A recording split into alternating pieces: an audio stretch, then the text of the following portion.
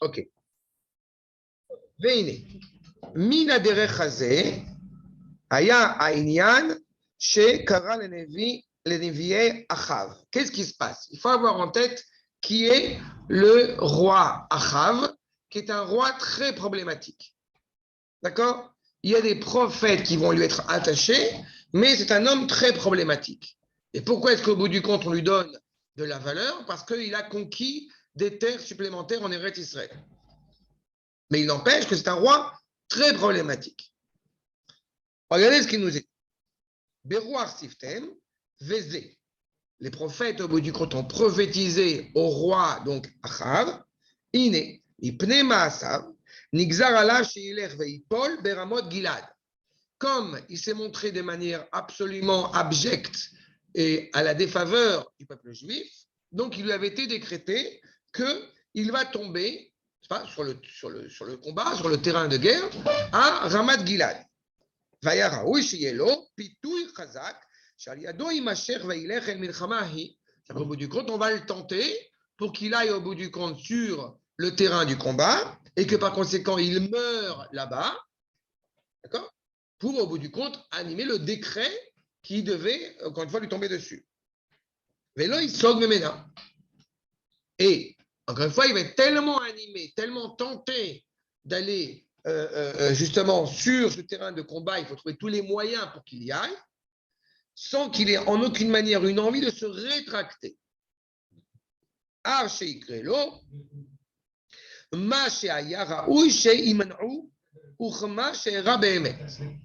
Même si on arrivait au bout du compte, par voie prophétique, à lui démontrer qu'il risquait sa vie en allant là-bas, et que malgré tout, justement, et c'est ce qui va se passer d'ailleurs, il va risquer sa vie, il va mourir là-bas, mais il ne serait pas envisageable qu'il s'empêche d'aller là-bas, qu'il se rétracte encore une fois et qu'il aille là-bas. Comprenez ce que ça veut dire? Si on a un prophète qui lui dit va là-bas, il ne t'arrivera rien. On va dire quoi? C'est un avis sheker. Ben oui, parce qu'il va t'arriver quelque chose. S'il va là-bas et si on lui dit, le Navi, il faut que tu ailles là-bas, tu vas mourir là-bas, mais c'est comme ça. La réaction de Achav, quelle va-t-elle être? Si, au bout du compte, c'est ça qui est intéressant, c'est que si effectivement il entend les propos du prophète qui donc est annoncé, est animé par la parole prophétique, mais qui lui dit de ne pas aller là-bas, c'est donc une parole mensongère, et s'il est animé par un prophète authentique qui lui dit d'aller là-bas, risque à mourir là-bas, alors est-ce qu'il va avoir la force de dire malgré tout j'y vais? Et dans ce cas-là, ça voudra dire qu'il n'est pas forcément si pourri que ça. Ou alors, il y va en se disant mais non, mais je vaincrai le sort ou je ne sais quoi d'autre. C'est ça qui est posé. Parle Yoshaphat, il y a justement Yoshaphat, de Roshna, Kayom de Rachel. Le prophète l'annonce, voici la parole d'Akadosh Baruch Hu. Velo ispiklo nevuat anevim ahem. Et cette parole ne lui a pas, encore une fois, ne l'a pas suffi à se rétracter, à entendre le danger qu'il courait. Chez Kol Zayat Safoul Levana Midbarar. Tout cela était bien connu. Veine, Beyot, Amishpat Terach, Lifne Bedin. Vous avez un jugement au bout du compte qui est évoqué, encore une fois, devant le Bedin, devant le jugement d'en haut. Que va-t-il dire au bout du compte ce Bedin? Est-ce que tu lui donnes du mérite ou tu ne lui donnes pas de mérite? Aristide Achav, qui est profondément problématique. Il est prêt à donner sa vie sur le terrain du combat.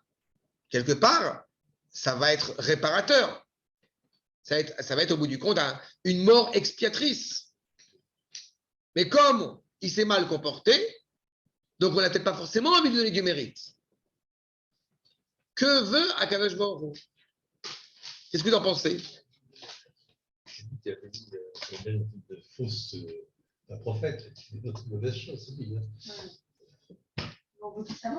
Oui, apparemment, il y a une mort. C'est une vraie question. La volonté d'Akadosh Baruch Hu, comme dit Eliette, a priori, c'est qu'effectivement, il s'amende. A priori, il aurait peut-être été profondément problématique et par conséquent, on veut faire en sorte qu'il n'ait pas de part dans le monde futur. Ni de part dans le monde futur, ni dans ce monde-ci, ni dans le monde suivant. Sauf que justement, regardez ce qu'il nous est dit. Donc, chez Kol Zayat Safoui les Fanav Itmarar, Veine, Beyot Amishpat Neerach Lifne Betin, chez les Mala, Ayou Mekatregim, ou Melamdim Zechut. Ils étaient au bout du compte en train d'essayer de démontrer que c'était quelqu'un de très problématique et essayent d'en tirer malgré tout un mérite, un certain mérite dans le comportement de Achav. Venizmanim, Inyanim, les fatoto. Ils vont essayer de l'attirer, ils vont essayer de le tenter. Venimsa ayoter agun, inyanaruach. Et du coup, il s'avère profondément droit, profondément cohérent dans sa méchanceté. Je voudrais juste vous lire les versets pour que vous voyez à quel point vous ne les avez pas devant les yeux, mais je vais vous les lire. Vayomer Melech Israël, dit le roi d'Israël, donc Achav, El Avadav, Ayadaten, Kilanu, Ramot Gilad, Vanachnu, Machashim, Mekachat Ota, Miyad Melech Aram. Il y a une guerre qui va être menée, on a la possibilité, est-ce que tu sais qu'on a la possibilité, en conquérant Ramot Gilad, de prendre ça au roi Aram. Vayomer El Yoshaphat, donc Yoshaphat qui est le roi de Yehuda, on est dans la scission, n'est-ce pas, entre Achav, descendant de Yosef, et Yoshaphat, descendant de Yehuda. Est-ce que tu vas venir avec moi à la guerre de Ramoth Gilad? Vayomer Yoshaphat El Melech Israël, Kamoni Kamocha, je suis comme toi, on est ensemble, Ke'ami Ke'amecha, on est le même peuple, Ke'susa et Ke'susecha, mes chevaux comme tes chevaux. Yoshaphat El Melech Israël, Darosh Na Kayom et Dvarachet. Donne-moi quelle est la parole d'Akadosh Baruch Hu. Dis-moi au bout du compte que souhaite qu'Akadosh Baruch Hu qu'on fasse.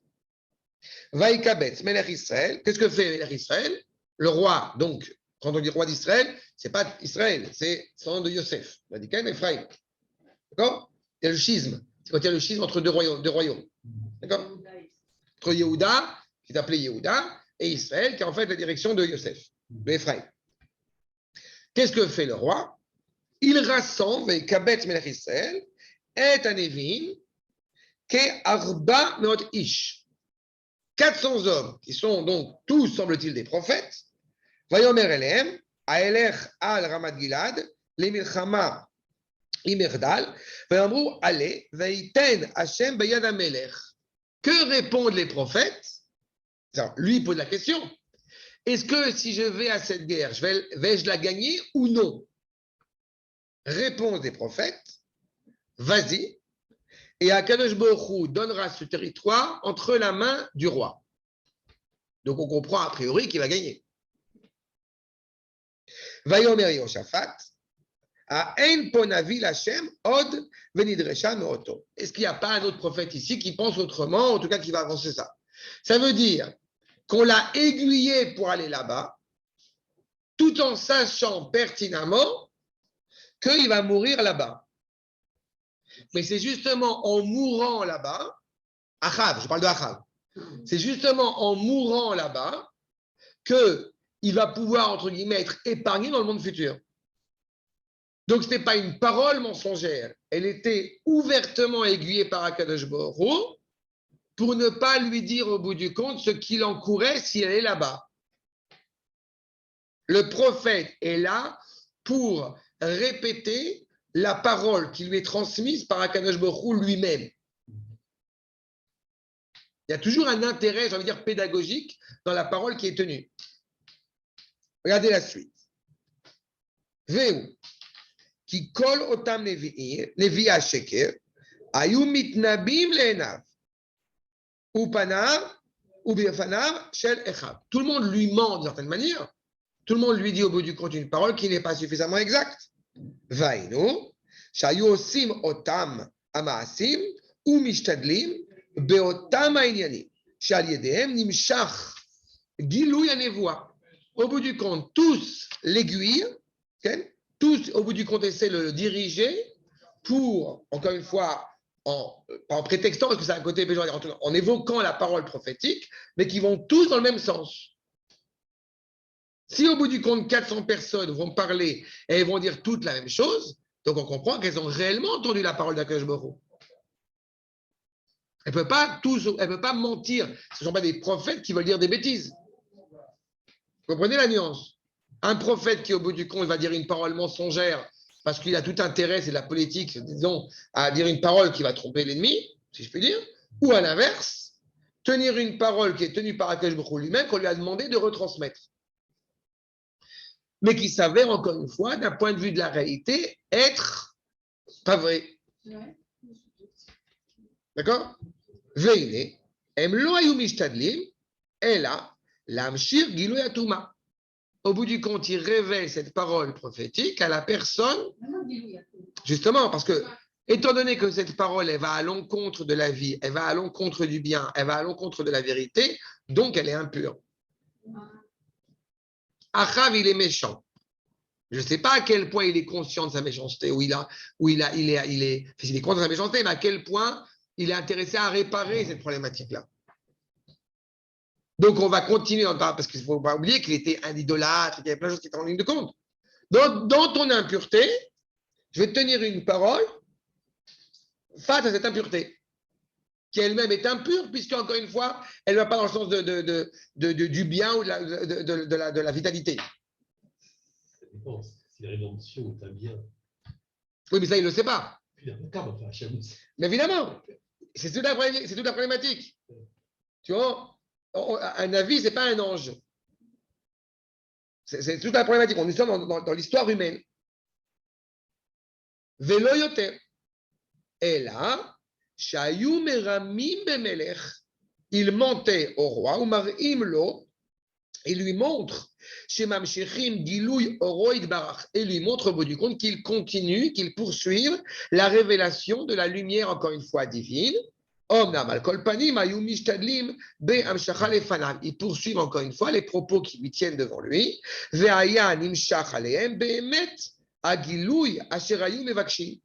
lui tiennent clairement les propos, encore une fois, qu'ils avaient prévu de tenir, qu'il leur était demandé de tenir.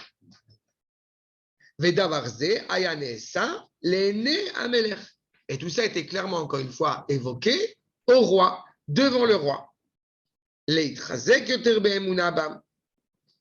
Tout ça avec un seul objectif au bout du compte, c'est que eux étaient occupés à donc exprimer cette parole prophétique et de certaine manière ils étaient intéressés à ce que lui, ou plutôt Akadosh Baruch Hu était intéressé à ce qu'il renforce sa confiance en eux.